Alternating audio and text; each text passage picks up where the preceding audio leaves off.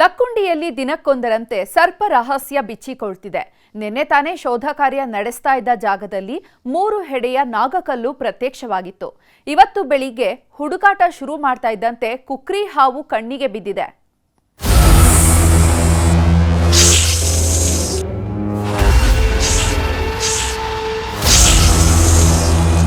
ಇರ್ಲಿಕ್ಕಿಲ್ಲ ಅನ್ನಕ್ಕೆ ಸಾಧ್ಯನೇ ಇಲ್ರಿ. ನಿಧಿ ಐತಿ ಅನ್ನಕ್ಕೆ ಅದೊಂದು ನಿದರ್ಶನ. ನಿನ್ನೆ 3 ಹೆಡೆ ಆದಿಶೇಷನ ಮೂರ್ತಿ ಪ್ರತ್ಯಕ್ಷ. ಇವತ್ತು ನಿಧಿ ಶೋಧದ ಜಾಗದಲ್ಲೇ ಕುಕ್ರಿ ಹಾವು ಪತ್ತೆ. ಭೂಗರ್ಭದೊಳಗಿರೋ ನಿಧಿಗೆ ನಾಗಸರ್ಪಗಳೇ ಕಾವಲಂತೆ. ಭೂಮಿಯಲ್ಲಿ ಹೂತಿದ್ದ ಬಂಗಾರಕ್ಕೆ ಘಟಸರ್ಪಗಳು ಕಾವಲಿಗೆ ನಿಂತಿರ್ತವಂತೆ.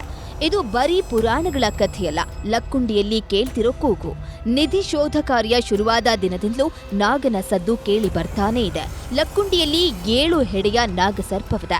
ಘಟಸರ್ಪಗಳು ಕಾವಲಿಗೆ ನಿಂತಿವೆ ಅಂತ ಊರಿನವರೆಲ್ಲ ಮಾತಾಡ್ತಿದ್ರು.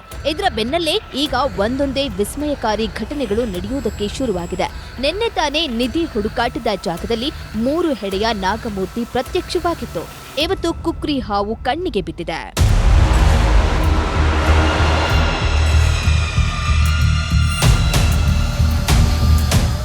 ಗದಗ ತಾಲೂಕಿನ ಲಕ್ಕುಂಡಿ ಗ್ರಾಮದಲ್ಲಿ ಕಳೆದ 13 ದಿನಗಳಿಂದ ಉತ್ಖನನ ಕಾರ್ಯ ನಡೆದಿದೆ.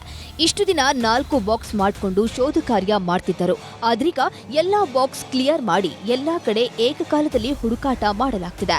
ಇವತ್ತು ಬೆಳಗ್ಗೆ ಉತ್ಖನನ ಶುರುವಾಗ್ತಿದ್ದಂತೆ ವಿಸ್ಮಯಕಾರಿ ಘಟನೆಯೊಂದು ನಡೆದು ಹೋಗಿದೆ. ಸುಮಾರು 14 ಅಡಿ ಆಳದಲ್ಲಿ ಕುಕ್ರಿ ಹಾವು ಪ್ರತ್ಯಕ್ಷವಾಗಿದೆ. ಇದು ಇಡೀ ಊರಿನವರ ಕುತೂಹಲ ಹೆಚ್ಚಿಸುವಂತೆ ಮಾಡಿದೆ. ಯಾಕಂದ್ರೆ ಉತ್ಖನನ ಜಾಗದಲ್ಲಿ ಹಾವು ಕಾಣ್ತಿದ್ದಂತೆ ಇಲ್ಲೇ ನಿಧಿ ಇದೆ ಅಂತ ಊರಿನವರು ಮಾತಾಡ್ತಿದ್ದಾರೆ.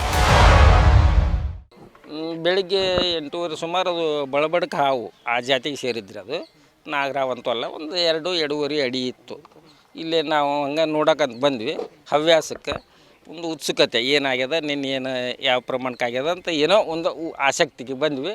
ಆ ಎ ಬ್ಲಾಕ್ ಒಳಗೆ ಇತ್ತು ಹಾವು. ನಿಧಿ ಸಿಕ್ರೆ ಸಾವು ನಿಶ್ಚಿತ. ಊರಿನವರಿಗೆ ಕಾಡ್ತಿದೆ ಭಯ. ನಿಧಿ ಅಂದ್ರೇನೆ ಆಪತ್ತು ಅಂತ ತುಂಬಾ ಜನ ಮಾತಾಡ್ತಾರೆ. ಈಗ ಲಕ್ಕುಂಡಿ ಜನ ಕೂಡ ಇದನ್ನೇ ಹೇಳೋದಕ್ಕೆ ಶುರು ಮಾಡಿದ್ದಾರೆ. ನ್ಯೂಸ್ 18 ಜೊತೆ ಮಾತನಾಡಿದ ಊರಿನ ಹಿರಿಯ ಕೊಟ್ರೆಪ್ಪ, ಹಾವು ಕಾಣಿಸಿಕೊಂಡಿದೆ ಅಂದ್ರೆ ನಿಜಕ್ಕೂ ನಿಧಿ ಇದೆ. ಆದ್ರೆ ನಿಧಿ ಸಿಕ್ಕರೆ ಆಪತ್ತು ತಪ್ಪಿದ್ದಲ್ಲ. ಈ ಹಿಂದೆಯೂ ನಮ್ಮೂರಿನ ಓರ್ವ ವ್ಯಕ್ತಿಗೆ ದೇವಸ್ಥಾನದಲ್ಲಿ ನಿಧಿ ಸಿಕ್ಕಿತ್ತು. ಅದನ್ನ ಇಟ್ಕೊಂಡಿದ್ದಕ್ಕೆ ಆತನ ಮಗ ರಥದ ಗಾಲಿಗೆ ಸಿಕ್ಕಿ ಸಾವನ್ನಪ್ಪಿದ್ದ. ಹೀಗಾಗಿ ಲಕ್ಕುಂಡಿ ನಿಧಿ ಮುಟ್ಟಿದ್ರೆ ಸಾವು ಗ್ಯಾರಂಟಿ ಎಂದಿದ್ದಾರೆ. ಸಿಕ್ಕರಿಗೆ ಉಳ್ಗಲ್ರಿ, ಒಟ್ಟೊಂದು ಆಯ್ಕೆ ತೊಳೋದು. ಈಗೆಲ್ಲ ಮುಂದಾದ್ರೂ ಹೊಕ್ಕಾರೆ ನೋಡ್ರಿ, ಅವ್ರ ಮನ್ಯಾಗ ಯಾರೋ ಒಬ್ರು ಹೋಗೋರ ಆ ಹುಣ್ಗುಂಡು ಬರೋ ಪರಿಸ್ಥಿತಿ ಅಂತ ಅದನ್ರಿ. ಇಲ್ಲಿ ಅವ ಅಚಾನಕ್ ರೀ ಅವನೇನು ತೊಗೋಬೇಕಂತ ಎಬ್ಬಕ್ಕಂತ ಹೋಗಲ್ರವ. ಪ್ಯಾರನ್ನು ಒಯ್ತಿದ್ರಿ ತೇರಿಗೆ. ಅವಾಗ ಅವ ತೊಗೊಳಕ್ಕೆ ಹೋದ. ಆ ತೇರಿಂಗ ಅಲ್ಲೇ 20 ಜೋಡಿ ಅಂತೇಳ್ರಿ, ಅಲ್ಲೇ ಗಾಳಿ ಹಾರಿಬಿಡ್ತು. ದೇವ್ರಂತ ಗಾಳಿ ಕೇಳಿದ್ರಿ ಕಲಸ ಅದ. ಇನ್ನು ಗ್ರಾಮದ ಹೊರವಲಯದಲ್ಲಿರೋ ಬಾವಿಯಲ್ಲಿ ಅಪರೂಪದ ಪುರಾತನ ಶಿಲೆಗಳು ಪತ್ತೆಯಾಗಿವೆ. ಸುರೇಶ್ ಅಬ್ಬಿಗೇರಿ ಅನ್ನೂರ ಜಮೀನಿನಲ್ಲಿ ಕಲ್ಯಾಣ ಚಾಲುಕ್ಯರ ಕಾಲದ ಆನೆ, ಒಂಟೆ, ಯುದ್ಧದ ಶಿಲೆಗಳು, ನರಸಿಂಹ ಮೂರ್ತಿ, ಚಕ್ರ, ಶಿವನ ಶಿಲೆ ಸೇರಿದಂತೆ ಅನೇಕ ಪ್ರಾಚ್ಯ ವಸ್ತುಗಳು ಕಂಡುಬಂದಿವೆ. ಸದ್ಯ ಕೋಟೆ ದೇಗುಲದ ಮುಂದೆ 14 ಅಡಿ ಆಳದಲ್ಲಿ ಶೋಧ ಕಾರ್ಯ ನಡೆಸುತ್ತಿದ್ದಾರೆ. ಆದರೂ ಯಾವುದೇ ನಿಧಿ ಸಿಕ್ಕಿಲ್ಲ.